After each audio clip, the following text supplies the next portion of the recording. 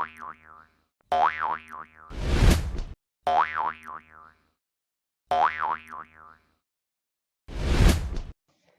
kembali lagi dengan kita dari kelompok 2, Angkatan 61, peserta Latsar CPNS Kalimantan Utara. Kita kemarin sudah ketemu nih dengan materi kita tentang bagaimana kita mewujudkan tentang pelayanan publik. Nah, sekarang kita ketemu lagi untuk membahas tentang bagaimana pemerintahan yang adaptif. Karena di Indonesia sendiri, semua hal banyak terjadi perubahan kan, dari segi peraturan pemerintahnya, apalagi pelayanannya kepada masyarakat. Nah, nanti pun ada contoh-contoh yang akan kita bahas dengan teman-teman dari kelompok 2 ini. Sebelumnya pasti kita pengen tahu nih, pemerintahan yang adaptif itu seperti apa sih yang ada di Indonesia, yang seharusnya ada. Izin Mas ngasih tanggapan Mas. Ya, Mas Andi. Menurut sepengetahuan saya sih, pemerintahan yang adaptif itu yaitu pemerintahan yang mengacu pada cara-cara di mana pengaturan dan kelembagaan berkembang untuk memuaskan kebutuhan dan keinginan masyarakat dalam lingkungan yang berubah, mengacu pada evolusi aturan dan norma yang mempromosikan kepuasan kebutuhan dan preferensi manusia yang mendasarkan kebutuhan yang diberikan dalam pemahaman. Mungkin itu aja sedikit dari saya, Mas. Berarti sesuai dengan kata-katanya ya, adaptif, dari kata adaptasi yang menyesuaikan dengan perubahan yang ada ya. Nah, kemudian adaptasi yang seperti apa yang diambil oleh pemerintah itu? Dalam hal apa? Saya bantu jawab ya. Jadi tadi telah dijelaskan pemerintahan adaptif yang menganalisis terkait masalah-masalah yang ada di pemerintahan. Jadi seperti yang kita ketahui, masalah apa saja itu seperti masalah sosial, masalah kelembagaan, masalah ekonomi, dan masalah geografis. Contohnya, dalam masalah ekonomi kita tahu seiring perkembangan zaman, meningkatnya pelaku e-commerce berpengaruh terhadap perekonomian pemerintahan. Dalam hal tersebut, pemerintah melalui Menteri Keuangan bertindak dengan melakukan kebijakan penarikan pajak terhadap e-commerce yang sebelumnya belum ada pajak terhadap e-commerce. Contoh lainnya yaitu terkait masalah geografis. Seperti yang kita tahu, masalah geografis ini terkait wilayah Indonesia ya. Jadi wilayah Indonesia ini kan merupakan wilayah yang daerah rawan bencana. Nah, itu melalui kebijakan Presiden itu membentuk suatu badan yang namanya Badan Nasional Penanggulangan Bencana. Jadi sekarang di tiap-tiap provinsi sudah namanya BNPB untuk menanggulangi setiap bencana yang terjadi di masing-masing daerah. Kemudian yang nantinya kita bahas di makalah kita yaitu terkait masalah kelembagaan administrasi, khususnya mengenai masalah SIM online.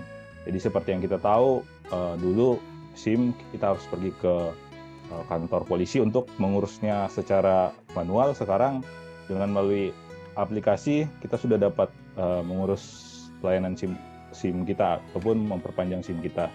Mungkin itu pemahaman saya, Mas. Oke, berarti banyak sebenarnya ya adaptasi yang dilakukan oleh pemerintah, seperti dari salah satunya penerapan SIM online. Tapi adaptasi-adaptasi yang diambil oleh pemerintah ini sebenarnya manfaat realnya untuk masyarakat itu seperti apa sih? Dan apakah memang manfaatnya memang berdampak itu pada masyarakat? Gimana? Ya, baik.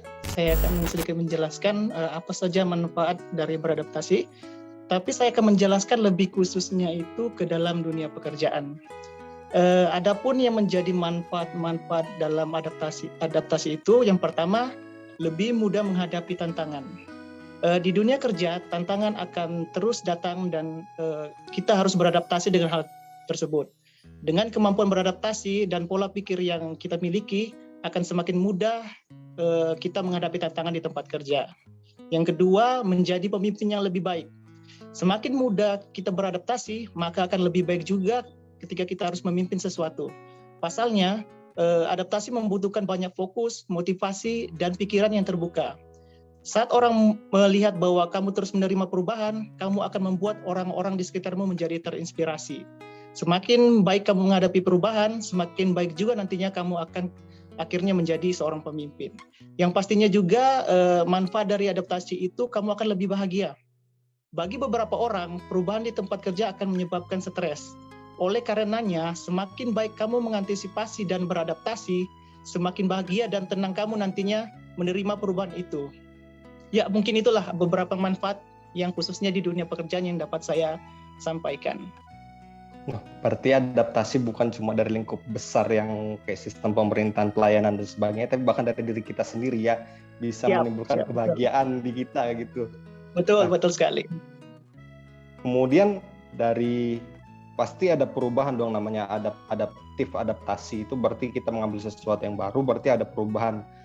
Nah, gimana kelebihan dan kekurangan dari kita menerima sistem yang baru? Misalkan juga nanti bisa dikasih contoh yang dari, kalau misal kita dari penerapan SIM online itu, gimana nanti kelebihan dan kekurangan dalam pelaksanaannya? Gimana teman-teman? Baik, Mas Anugrah. Oke, saya mau coba menjabarkan dulu ya. Kalau untuk kita akan bahas kelebihan dan kekurangannya. Nanti ada mungkin secara umum juga, dan secara khusus sebagai contoh juga. Untuk secara umum sendiri pun, kelebihan dari sistem baru atau sistem administrasi yang lebih baru ya. Yang jelas kalau dengan sistem online contohnya, kita pasti akan, proses administrasi akan lebih cepat. Karena baik proses verifikasi data dan lain-lain akan dilakukan secara online. Apalagi memang kita juga sebelumnya memang sudah punya data melalui EKTP ya. Jadi verifikasi data akan lebih mudah. Terus selain itu juga menghemat waktu dan tenaga. Jadi karena bisa dilakukan di mana aja, akan lebih mudah bagi masyarakat untuk menerima pelayanan. Dalam contoh tadi yang SIM online tadi, ya cuma tinggal kita akses saja menggunakan aplikasi di HP. Kita hanya tinggal masukin datanya aja, menyesuaikan nanti. Selain itu juga, ya tidak perlu, masyarakat juga tidak perlu datang ke tempat langsung ke kantor gitu. Karena kalau dulu kita mau datang mengurusin gitu, kita harus ke kantor dulu, baru ngurus pendaftaran dan sebagainya macamnya. Sekarang tidak, jadi mungkin cuma setelah hasilnya SIM-nya jadi, kita baru ke kantor untuk ambil gitu. Terus selain itu juga bisa mengurangi praktek percaloan karena bisa dikerjakan sendiri, jadi ya sudah tidak ada yang namanya calo lagi gitu. Ya walaupun meski nanti tetap ada ya, tapi paling nggak bisa mengurangi lah, walaupun tidak 100% gitu. Nah, memang di satu sisi setiap kali walaupun ada kelebihan, pasti tetap ada kekurangan. Yang namanya sebuah sistem pasti tetap ada kekurangannya. Nah, kekurangan yang kita hadapi itu adalah yang pertama, tidak semua masyarakat kita mampu menggunakan perangkat komputer atau perangkat digital untuk menggunakan administrasinya gitu. Terus pasti tetap butuh arahan, dibantu dengan ya apalagi yang sudah usia lanjut yang belum sempat beradaptasi dengan kemajuan teknologi gitu. Nah, di satu sisi juga penggunaan kayak tadi penggunaan SIM online, kita kalau mau ngurus kita harus punya EKTP dulu. Nah, kalau kita belum punya EKTP-nya, kita belum bisa menggunakan manfaat atau fasilitas yang ada. Dan seperti kita ketahui pun tidak semua masyarakat kita punya EKTP. Nah, nanti masalah yang berikutnya lagi atau hambatan yang berikutnya kita hadapi yaitu gangguan jaringan. Karena kita sendiri tahu dimanapun letak kita berada, semakin terapis di daerah kita, mungkin gangguan jaringan akan semakin sering atau semakin sulit kita mengakses jaringan. Nah, itu juga akan mempengaruhi kemudahan kita dalam mengakses fasilitas ini. Gitu. Berarti memang circle-nya berputar ya, saling berkaitan antara kita EKTP nanti, terus nanti malah nyambung juga nanti ke kayak SIM online dan pelayanan lain sebagainya, karena semuanya serba digital sekarang, Dok ya. Betul. Nah, terus kita kan sebagai calon ASN nih sekarang, bahkan nantinya akan menjadi ASN. Peran kita ini dalam mewujudkan pemerintahan yang adaptif itu seperti apa ya? Oke, Mas Anugrah, mungkin saya sedikit membantu menjawab. Jadi, tadi kan seperti yang dijelaskan oleh Mas Arnold, salah satu contohnya itu adalah SIM online. Nah, kita itu sebagai abdi negara, baik menjalankan tugas dan fungsinya sebagai ASN, di dalam kondisi apapun kita tetap harus melaksanakan atau tetap melayani publik kepada masyarakat secara prima. Nah, itu kan salah satu kebijakan adanya SIM online itu kan dikarenakan adanya COVID-19, di mana di situ pemerintah menerapkan kebijakan PSBB yang dimana kita dilarang untuk berkontak erat, makanya timbullah digitalisasi itu kan. Nah, jadi selain ASN juga memberikan pelayanan publik, dalam pelaksanaan itu juga ASN juga harus memprioritaskan aspek kesehatan dan keselamatan. Nah, di dalamnya juga ada 3 unsur yang dimana peran ASN terhadap adaptasi di lingkungan tersebut. Salah satunya yang pertama adalah adanya penerapan penyesuaian sistem kerja. Lalu yang kedua didukung juga dengan sumber daya manusia. Dan yang ketiga diperlukannya juga dukungan dari infrastruktur. Mungkin itu yang dapat saya jelaskan, Mas Anugrah. Oke Mbak, saya sesuai tuh ya sama kondisi sekarang yang kita berhadapan dengan pandemi COVID-19. Nah, kalau kondisi normal mungkin hambatan-hambatannya ya seperti biasa, tapi dengan kondisi yang new normal seperti sekarang ini, hambatan yang kita hadapin untuk melalui proses adaptif itu ada nggak sih yang seperti apa? Izin menjawab Mas Anugrah. Jadi hambatan kita di era new normal ini dalam hal beradaptasi, tentunya kita manusia harus beradaptasi dengan kondisi kan. Nah, adapun salah satunya tuh kita dengan menerapkan prokes ya, protokol kesehatan.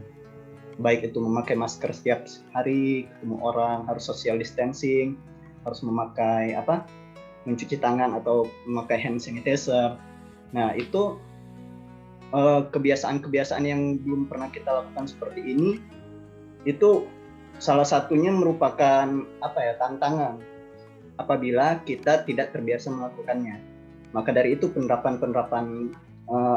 protokol kesehatan seperti ini apabila tidak diterapkan itu bisa menjadi buah simalakama buat masyarakat. Maka dari itu salah satu hambatannya untuk tetap menerapkan protokol kesehatan, mengedukasi masyarakat untuk tetap mematuhi protokol kesehatan. Mungkin sekiranya seperti itu. Oh iya, berarti jangan sampai malah timbul efek timbal baliknya malah yang negatif ya. Setelah dari keseluruhan tadi yang disampaikan oleh teman-teman, mungkin ada nih saran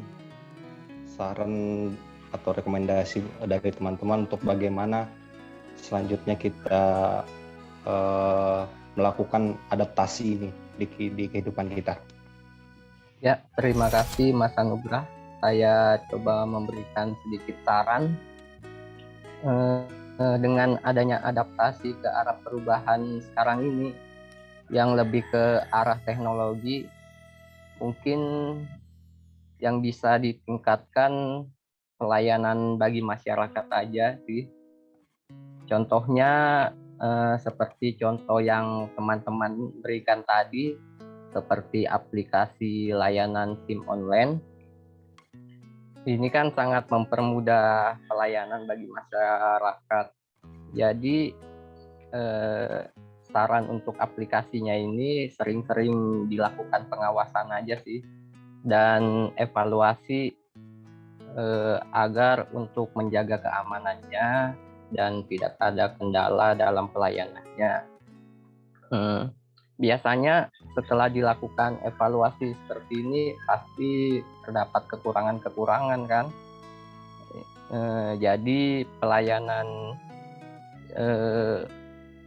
harus lebih ditingkatkan lagi. Misalnya aplikasi SIM online-nya itu harus diupdate terus untuk menambah-nambah fitur lainnya untuk lebih mempermudah pelayanan masyarakat juga tentunya, Mas.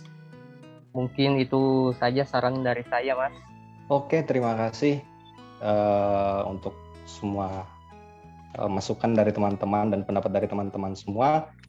Mungkin itu aja tentang bahasan kita tentang bagaimana dari pemerintah yang adaptif, bahwa adaptif ini benar-benar sangat penting untuk kita zaman sekarang supaya kita bisa mengembangkan pelayanan yang lebih baik, dan banyak kekurangan yang masih harus kita perbaiki dan yang sudah ada harus dikembangkan kembali, seperti itu ya. Oke, sebelum kita tutup podcast kita hari ini, ya, mungkin kita serahkan dulu kepada ketua tugas kita, siapa tahu ada yang mau disampaikan. Baik, terima kasih Mas Anugrah. Sekarang kita akan membahas pembagian tugas makalah kita ya. Jadi makalah kita nanti akan berisi 4 bab, di mana pada bab pembahasan akan berisi hasil diskusi kita hari ini. Tentu saja sebelumnya bisa dimasukkan materi-materi pendukung tentang tinjauan program pendukung pemerintahan adaptif dan juga manfaat-manfaat upaya tersebut, termasuk kendala-kendalanya. Setelah itu nanti mungkin kita akan memasukkan kesimpulan dari diskusi kita hari ini juga, beserta saran yang kita setujui tadi dari yang disampaikan sama Pak Rodi ya. Kemudian untuk pembagian tugasnya, untuk pembuatan cover kata pengantar daftar isi ditugaskan kepada Mas Asril. Kemudian untuk bab 1 saya sendiri, bab 2 Pak Arnold dan Pak Rodi, bab 3 Mbak Mahdiana dan Dr. Freddy, dan bab 4-nya Pak Andi. Begitu ya, cukup jelas. Nanti kalau mungkin ada yang ditanyakan lagi bisa kita bahas di WhatsApp group. Begitu ya Mas Anugrah, saya kembalikan. Kita langsung tutup aja kesempatan kita kali ini. Sampai jumpa di materi kita selanjutnya, di podcast kita selanjutnya. Salam bangga melayani bangsa.